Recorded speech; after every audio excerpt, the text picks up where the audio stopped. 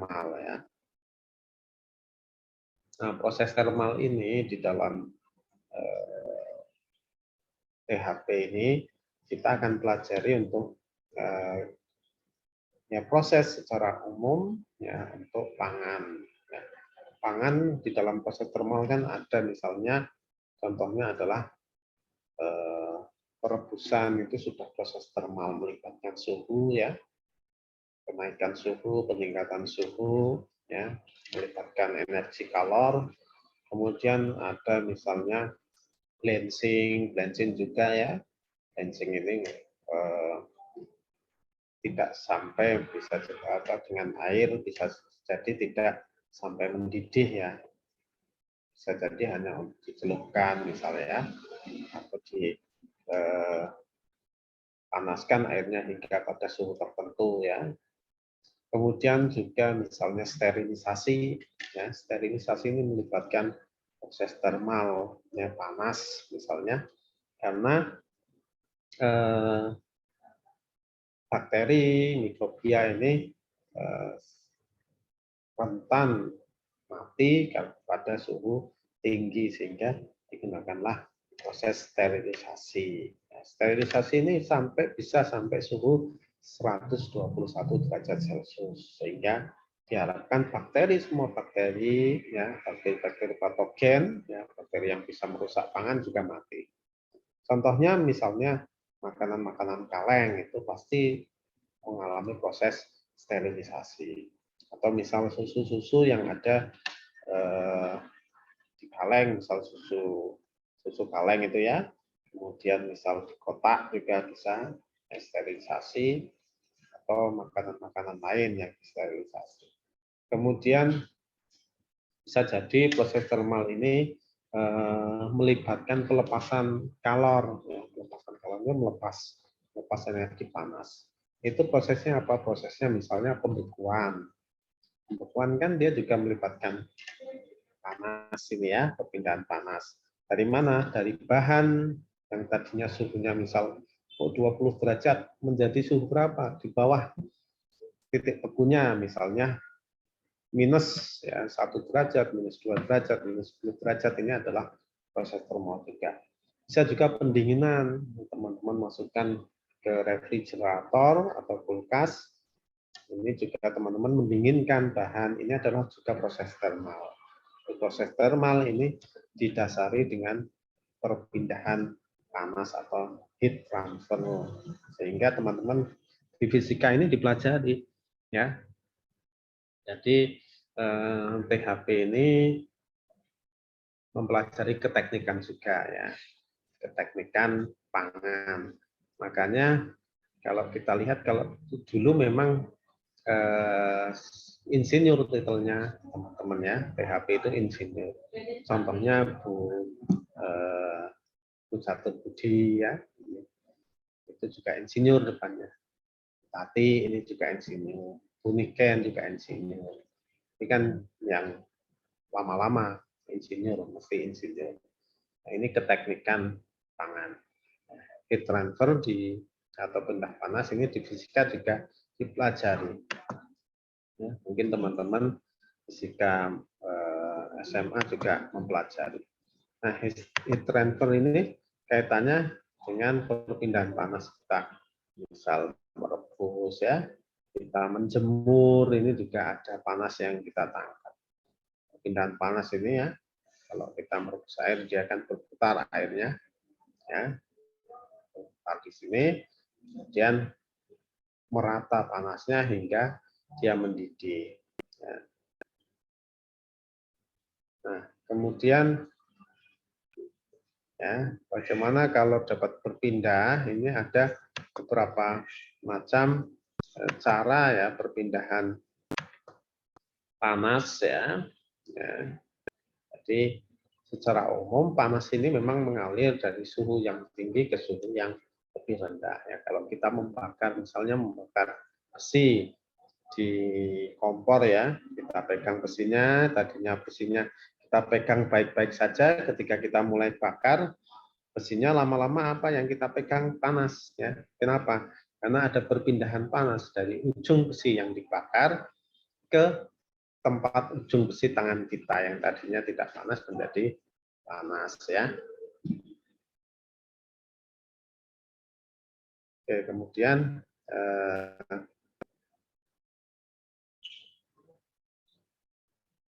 ini kayaknya baterai saya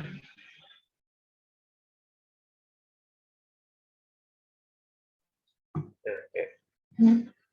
Di pindah panas tadi ya, mengalirnya panas ya, dari suhu yang tinggi ke suhu yang rendah. Nah, pola alirannya ini bisa didefinisikan macam-macam. Ini ada beberapa metode pola aliran panas ya di dalam pindah panas ini. Ya. Jadi ketika panas ini kita manfaatkan, kita bisa gunakan untuk apa saja. Ya. Macam-macam ini, misal alat penukar panas atau heat exchanger. Ya, di dalam industri-industri banyak menggunakan heat exchanger. Ya. Heat exchanger-nya ini dari mana? Dari misalnya uap panas ini ya ditukar dengan bahan atau produk sehingga produk akan menyerap panas dari uap ya. Kemudian juga misal untuk kebutuhan kita menghitung beban panas yang dibutuhkan untuk misalnya pemanasan, pendinginan ya, kemudian boiler ya, mungkin destilasi untuk mengambil minyak ya, atsiri misalnya ya, atau pemurnian senyawa tertentu ya. Kemudian bisa juga misalnya alat-alat pengeringan, alat evaporator ya, alat penguapan. Nah, kalau di industri gula misalnya ya, atau susu kental manis ini ada evaporator. Fungsinya apa? Untuk meningkatkan total solidnya dengan cara apa? Dengan cara menguapkan air yang terdapat di dalam larutan. Misalnya nira dari tebu, ya, tebu yang sudah diperas dalam proses pembuatan gula pasir ya, gula tebu. Niranya ini kan encer. Nah, encer ini kemudian diuapkan dengan cara dilakukan evaporasi ya. Evaporasi ini dilakukan evaporasi sehingga airnya akan menguap. Nah, air menguap tetapi bahan padatannya tidak menguap sehingga total solidnya dibandingkan massa bahan total ini menjadi meningkat. Nah, ini contohnya pengaplikasian dari pindah panas. Nah, ada beberapa macam pindah panas ya.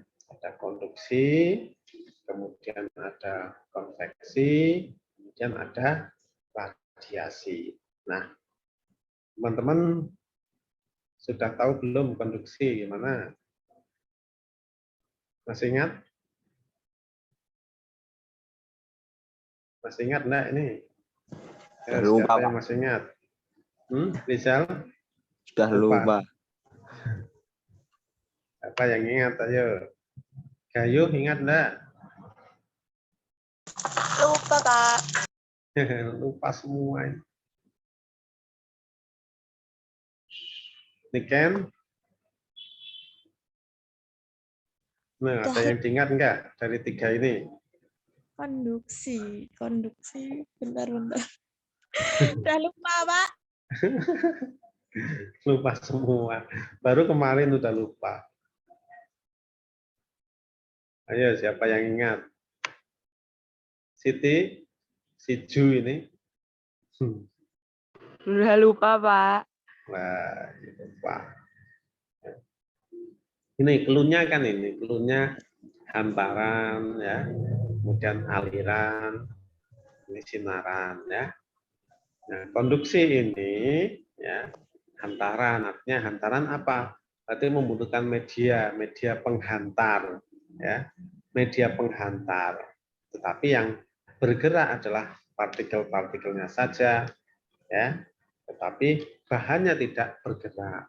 Misalnya, ya makanya kita kenal ya, semisalnya ada konduktor. Ya, konduktor itu apa?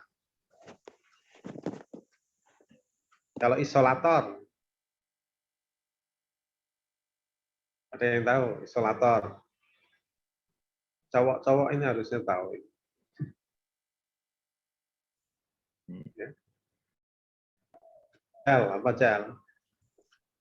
Isolator apa coba? Konduktor apa? Isolator. Kalau panas itu, kalau listrik lah ada isolator, ada konduktor. Apa? Materi isolator adalah materi di mana muatan listrik tidak dapat lewat dengan bebas sehingga menjadikan hampir mustahil untuk menghasilkan arus listrik dengan pengaruh medan listrik. Nah, itu kalau listrik, toh, kalau panas. Berarti dia tidak bisa menghantarkan panas ya. Jadi kalau konduktor dia mudah menghantarkan panas. Isolator dia hampir tidak bisa menghantarkan panas atau kurang bisa menghantarkan panas. Misalnya apa? Ya teman-teman ini yang cewek-cewek ya. Kalau wajan habis masak itu ya. Wajan kira-kira yang besi semua atau aluminium semua itu kalau mau ngangkat mindahkan itu pakai apa? Kain. Nah, kenapa pakai kain? Agar tidak panas. Nah, tidak panas. Artinya apa? Kain itu sifatnya apa? Isolator. Isolator ya. Kemudian kalau besinya aluminium, dia bersifat konduktor atau konduktor ya. Artinya mudah menghantarkan. Nah, itu adalah konduksi ya di situ. Jadi gampang menghantar, butuh penghantaran media itu konduktor. Jadi misalnya ada apa wajan, nah pegangannya ini karet atau plastik ya. Ketika habis masak kita pegang aja enggak apa-apa, enggak panas ya. Atau soletnya ini gagangnya pegangannya ini apa biasanya? Kan bukan besi semua. Kalau besi semua berarti sudah lepas itu kayaknya ya. Soletnya gayung udah lepas, mungkin besi semua jadi panas ya. Kalau mau goreng harus pakai apa? Harus pakai kain misalnya. Nah, di situ ada konduktor dan ada isolator. Artinya konduksi ini penghantaran. Jadi butuh penghantaran. Nah, kalau konveksi ini aliran, ya konveksi aliran. Ya, misal kita duduk-duduk di teras ya, cuaca panas ini, panas menyengat di teras, tiba-tiba ada angin berhembus ke arah kita. Kira-kira anginnya dingin apa panas?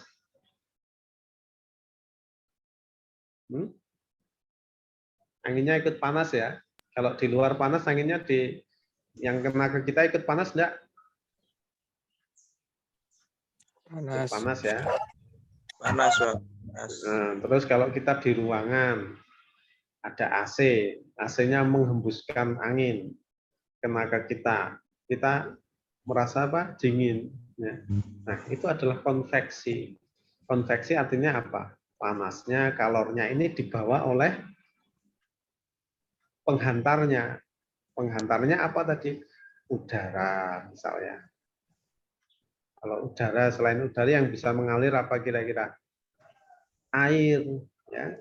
Jadi konveksi ini hubungannya dengan media penghantarnya ini ikut mengalir. Ya. Ya, kalau kita acuannya udara dia bisa mengalir membawa panas, kemudian air juga bisa membawa panas. Ya. Misalnya kita mau mengeringkan ini ya, mengeringkan kita jemur kain aja ya, kain yang sudah kita cuci dengan mesin cuci kita sudah keringkan, sudah ya hampir kering ya, kita cantelkan aja di teras, Kalau musim kemarau mungkin sehari aja sudah kering ya. Tapi kalau ini musim penghujan, ya kita cantelkan, mungkin sampai besok juga nggak kering-kering. Kenapa? Karena pertama adalah kelembapan udaranya yang di bawah ini. Kalau musim hujan lebih lembab, udara di luar itu lebih lembab daripada bahannya. Kemudian apalagi panas. Ya, kalau musim penghujan tidak membawa panas. Ya, tapi kalau musim kemarau udaranya sudah kelembapannya rendah, kemudian panas, ya panas, sudah suhu bawah suhu ya. Ini adalah konveksi sehingga bisa mengeringkan. Ini digunakan misal kita melakukan pengeringan ya biji-bijian, misal menggunakan cabinet dryer, menggunakan oven ya. Ini bisa dengan aliran. Kemudian yang ketiga ini radiasi. Radiasi itu di mana? Radiasi itu sinar matahari, kita di luar aja ya, matahari di jauh, sangat jauh ya, di luar angkasa, tidak butuh penghantaran, tidak butuh udara, ya, tidak butuh disambung dengan media lain, ya, misal disambung dengan besi kan tidak butuh. Matahari di atas jauh, ya, melewati ruang hampa, tetapi kita mendapatkan panas dari matahari. Itu karena apa? Karena ada radiasi. Radiasi adalah gelombang elektromagnetik yang masuk ke sini. Jadi energi gelombang energi magnetik. Nah, ini dipakai selain matahari, ini dipakai teknologinya sekarang untuk apa? Ini microwave. Microwave itu kan ya untuk apa? Roti, kue, manggang gitu ya. Itu menggunakan microwave. Microwave itu apa? Mikro ya. Microwave itu gelombang. Menggunakan gelombang mikro ya.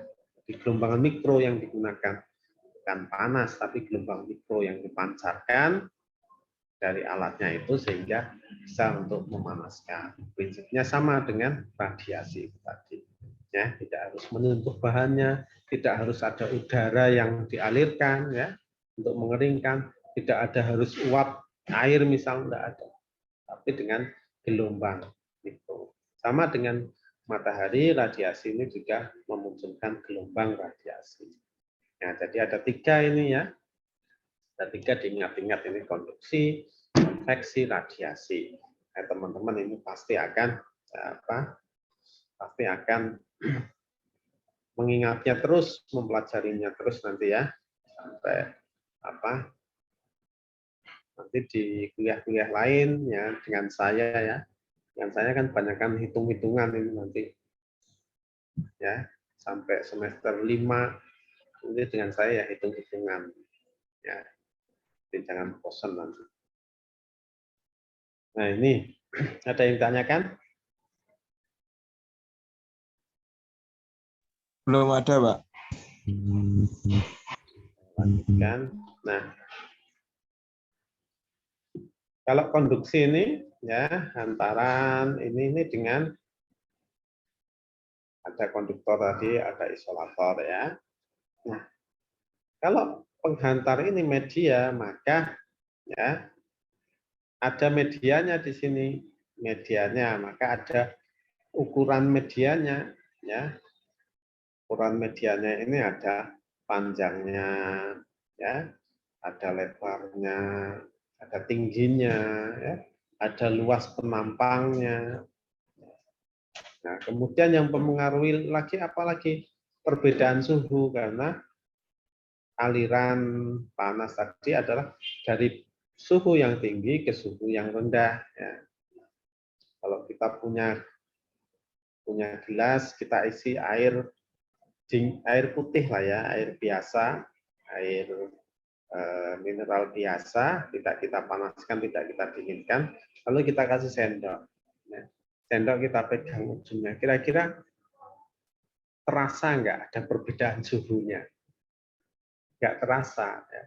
Tapi kalau misal ini gelas diisi air panas, ya mendidih misalnya, kita kasih sendok besi ini, mungkin dalam waktu 1 menit atau berapa menit terasa panasnya. Artinya apa? Ada perbedaan suhu, ya, perbedaan suhu yang cepat, sehingga alirannya juga akan semakin cepat. Ya, ini adalah delta T atau perbedaan suhu. Kemudian panjangnya juga berpengaruh, ya. Selain itu apa? Konstanta konduksi, ya, kemampuan konduksi, kemampuan alir. Jadi tadi kan ada konduksi. Mungkin besi dengan aluminium berbeda. Besi dengan mungkin bahan lain, misalnya kayu, berbeda. Ya, kemampuan alirannya. Besi lebih cepat dibandingkan kayu. Ya. Nah, ini. Sehingga konstantanya juga berbeda. Sehingga dirumuskan di dalam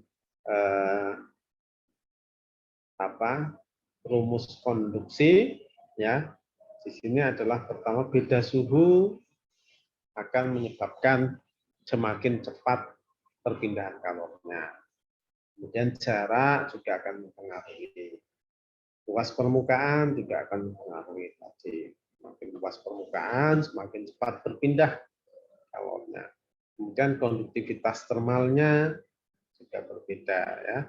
Semakin tinggi konduktivitas termalnya, semakin mampu untuk menghantarkan. Ini juga akan semakin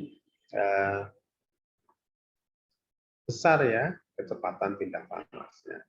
Sehingga dirumuskan, ini rumusnya laju perpindahan panas, ya. Q ini kalor, ya. QT ini adalah laju perpindahan panas, ini sama dengan K ada konduktivitas dikali A luas, ya, penampang dikalikan delta T, ya. Ini adalah perbedaan suhu, dan J ini adalah ketebalan benda, ketebalan atau mungkin jaraknya juga bisa, ya. L-nya panjangnya, ya. Itu juga bisa. Jadi ada ini dasarnya Q per T sama dengan KA kali delta T. Ini adalah konduktivitas. Nah, ini contohnya nanti bisa dilihat sendiri, ya. Kemudian ini ada konveksi. Nah, konveksi tadi yang membedakan apa? Aliran, ya. Aliran. Jadi alirannya. Nah,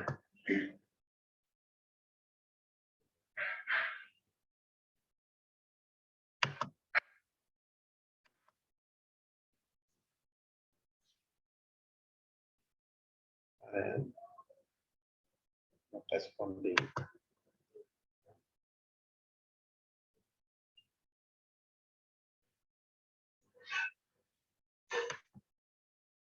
Ini masih terlihat, ya? Ini saya. Masih, Pak. Ya. Nah, konveksi ini yang membedakan. Nah, kalau konveksi ini tidak tergantung pada jarak, panjang, atau ketebalannya, ya. Nah, Q per T sama dengan H. H-nya ini adalah koefisien pindah panas konveksi. Ya, cuma itu yang membedakan. Ya. Koefisien pindah panas konveksi.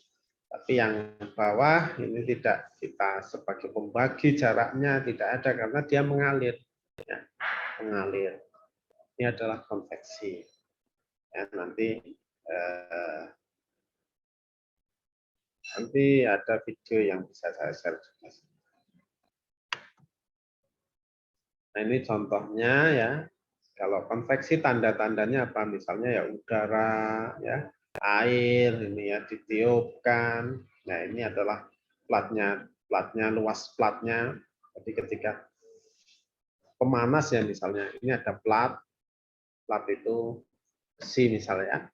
Ini ada aliran udara, ya, ditabrakkan ke plat panas. Ini platnya panas. Ini ada aliran udara ditabrakkan ke sini, ya, dilewatkan.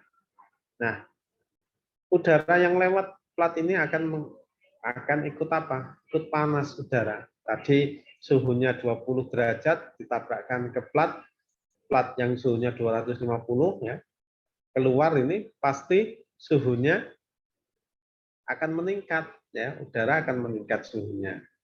Nah, ini namanya konveksi ya. Ini banyak dipakai misal pengeringan ya. Pengeringan kan gitu. Jadi plat dipanaskan, udara dialirkan nanti untuk mengeringkan yang lain. Nah, ini contohnya ya. Nah, ini perpindahan kalornya tinggal kita masukkan ya. Koefisiennya hanya ini berapa 25 ya. Watt meter persegi derajat Celcius ya. Kemudian A-nya ini A-nya adalah 50 kali 75 cm, ini kita jadikan meter ya. Di 50 0,5 dikalikan 0,75 meter persegi ya. Dikalikan dengan delta T-nya.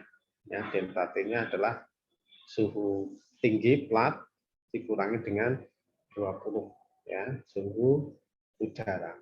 Sehingga Q yang dibutuhkan ini adalah 2,156 kilowatt ya. Di energi ya, energi kalor per satuan waktu. Energi per satuan waktu ini kan watt ya. Ini contoh konveksi.